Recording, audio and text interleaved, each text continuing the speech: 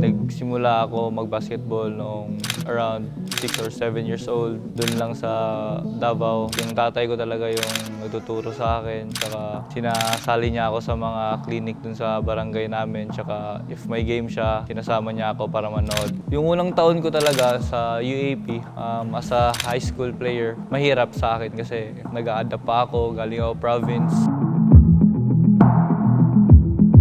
Yung unang dating ko dito parang ang hirap. Di ako sanay na wala yung magulang ko sa tabi ko. Gabi-gabi iyak ako kasi gusto ko nang umuwi. Bautista, he fires for three. Bang! Joric from the corner. Yes, sir. Inside the Mall of Asia Arena and pockets. Bautista with his favorite move. Oh, what a move by Joric Bautista, shrugging off. Hindi ko akalain na isa ako sa nagustuhan ng FEU na masuot yung jersey nila at saka mailaban yung school.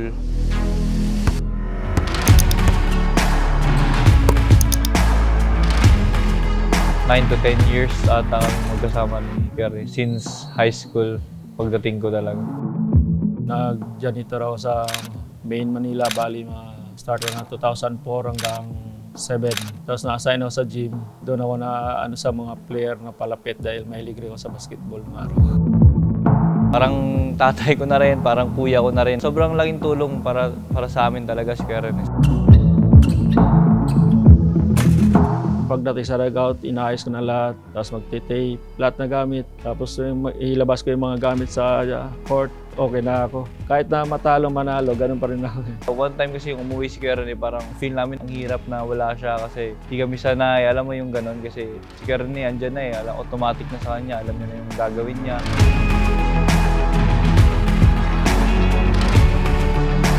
Parang kung magkapatid lang kung magluluto kami, kung ano-ano lang dito sa gym, sa FEO, ayan, sinusunod ko man. Wala na akong pinipili pag yung katawan ko hindi pagod. Salamat ako sa kanya dahil pati yung nanay-tatay niya, parang anak niya rin ako. Kung ano yung galing sa Davao, mayroon din ako. Kaya parang ano lang kami ba, magkapatid talaga kami. Thank you sa lahat sa pagtulong sa akin. Simula bata hanggang sa pagtanda ako dito.